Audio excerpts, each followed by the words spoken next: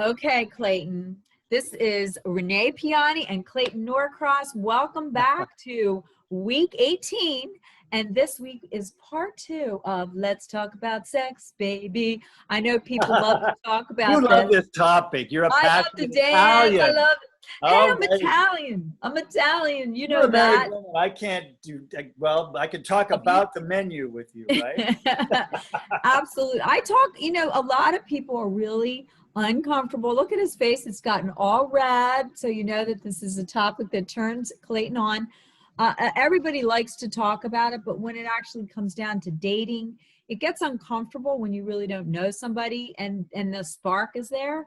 And then suddenly you're in a situation where you have to make a decision in that moment. And I always say, stop yourself, check in with your heart. Like I ended the show last time, go to the bathroom, check in. Oh, Do I I love really that. want to share this? Do Go I want take to a share deep this? breath and ask yourself, is this really what I want deep down? Am I really ready? Yeah.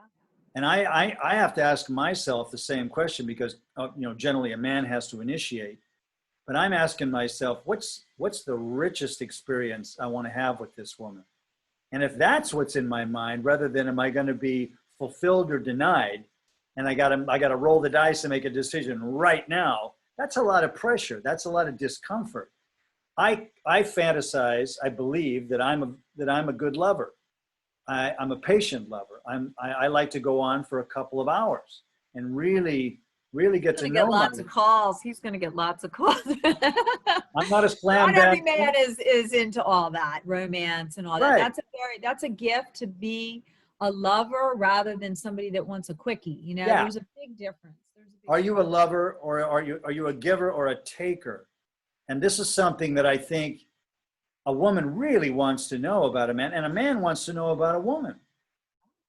Because I have a lot of clients that normally would rush into love, and now they're practicing slowing down the sexual energy. And there was a gentleman that I was working with, and he said, this woman doesn't seem as sexual. I said, she probably is scared because she probably got hurt. So it's important for people, if you're really serious, I have a whole area in my book that says, let's talk about sex, questions we all want to ask, but rarely do. Now, have you used these in your work? I mean, you haven't really been, you're just getting back into the dating game. So this is going to be what's going to happen next, In fairness to you, I haven't used very much of that yet because I don't really feel like I want to rush into that, and I want to feel completely ready for it before I do. I think the last relationship I had, I recognized the sacredness of how I saw, who I thought was my woman. And I realized now that there were a lot of things preventing that from being true. But the sensation I had was how beautiful it was to really give myself to one person and to hold that as a sacred entity. And I want to recreate that. And I realize it's not the thing you can do with just a slam bam hookup. And it requires asking some questions, sharing some feelings, being very open and vulnerable, but also knowing clearly what you want so that you don't get self-deceived, even more than deceived from the other person.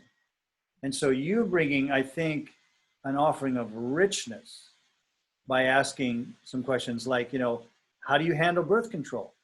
Neither one of us want to have an accident here. What are we thinking about that?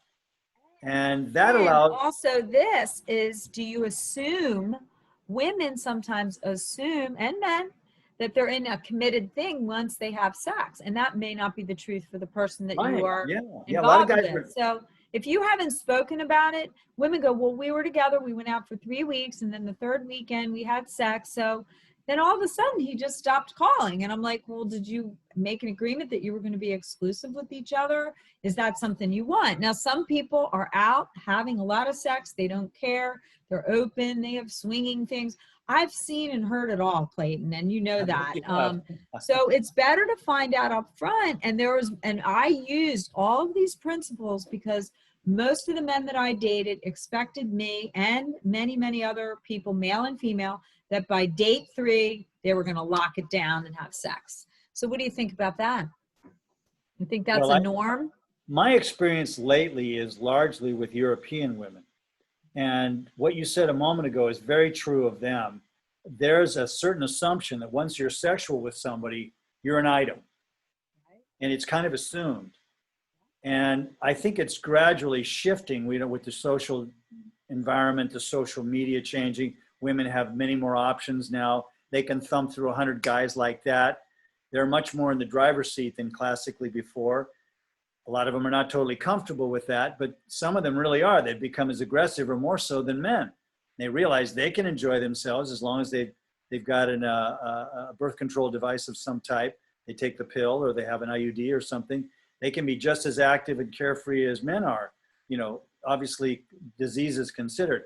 Now the COVID is entered in a whole new dimension where it's not enough to wear a condom anymore. It's not enough to, you have to know who you're dealing with, and you have to be really ready to take some risk. I submit to you, I would not want to be intimately involved with someone that I haven't been tested myself. She's been tested, and we agree that this is going to be a special thing. I want that again in my life.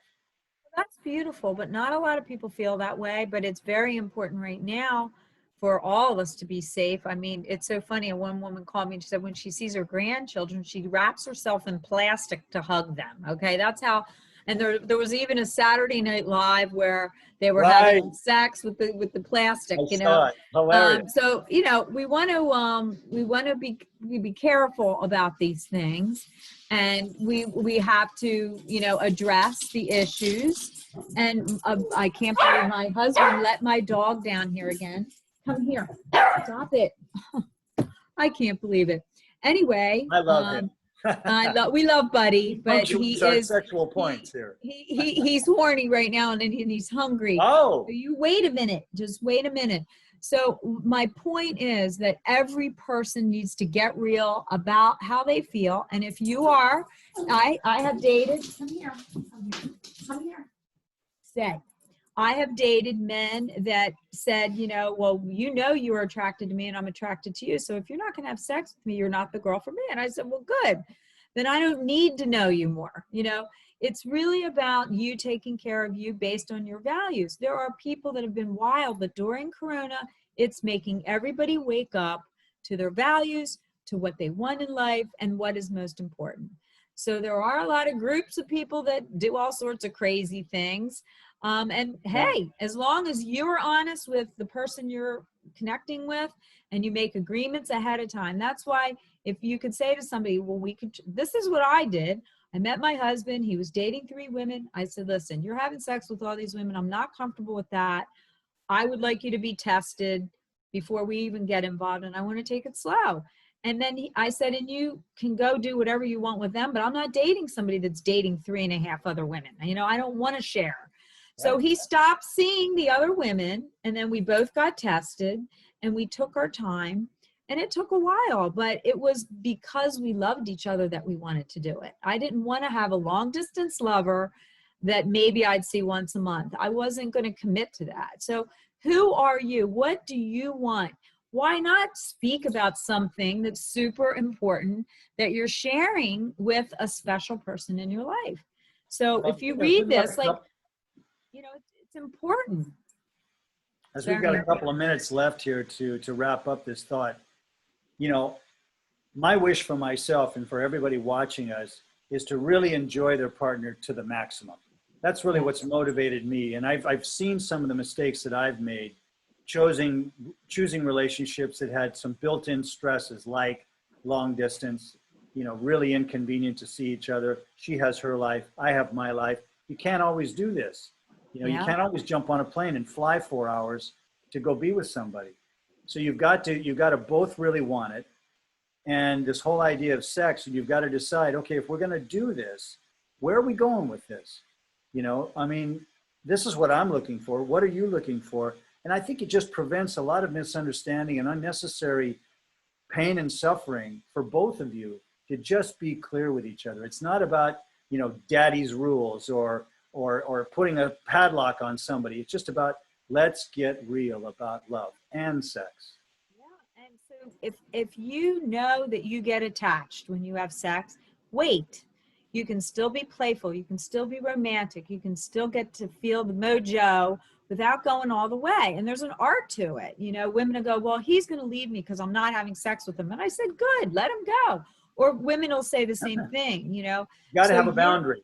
you know, have to have your own boundary, what makes you feel good. There's no judgment whether you like to do it right away. I don't personally care about that, but I know that I had my heart broken a couple times when I jumped in too quick. So once I decided I wanted to get married, I figured I'll let the guy know right up front that I wanted to know their heart and see their family and meet people that knew them to see if I felt safe enough to open up, get tested. And now we have to do even more layers of that. So we hope that this inspires you to get real about sex. It's really important. And there's so many cool questions in here that even married people, you know, sometimes you don't even know the person until people wait to get married to have sex. And I don't know that I could do that, but there's a lot of religions that do. But there's still a way to be intimate without having full-on sex, to get to know if there's chemistry, because you have to have that. You have to. So we're going to wrap up here on week 18. Oh my God, I can't believe it. So we would love your comments. What do you think about sex? What are your beliefs? And the truth is, only you know what yours are, and it's okay no matter what it is, because as you align your vision and you talk about it openly, then you will attract the right person for you.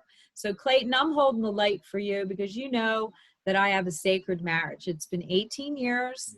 And people always say, how long did you wait? How long was it? It was probably 3 months before we actually, but during that, it was 3 months, but we were snuggling and fooling around, but we just did not feel that it was right. And then I gave him 3 months of time to get to know him, because I really wanted to know him before I jumped all in, and it worked out great. I call it a love contract. So we're going to have to talk about that next week when we come back. And I hope that you all have learned something about yourself and how important it is to get real about sex. And Clay, I'm so proud of you. And whoever is going to get this romantic man in the future is going to be a very blessed and lovely, lucky woman, a very lucky woman. I've known this man for a long time.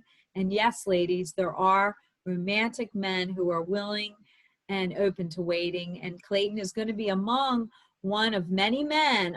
There's a future man panel that all of you have got to be on to meet extraordinary men that feel the same way. So Clayton, I love you, and I'm so grateful that you're sharing your heart. I'm so proud to know you and to share this really love-giving, blog that we share here on Instagram, Facebook, and YouTube. And I think you're a fine example for women to follow. Waiting 3 months to say, now I'm comfortable. And having done it was fun. We were like making it really fun. So I can teach you all how to do that without, making a man feel like he has to suffer.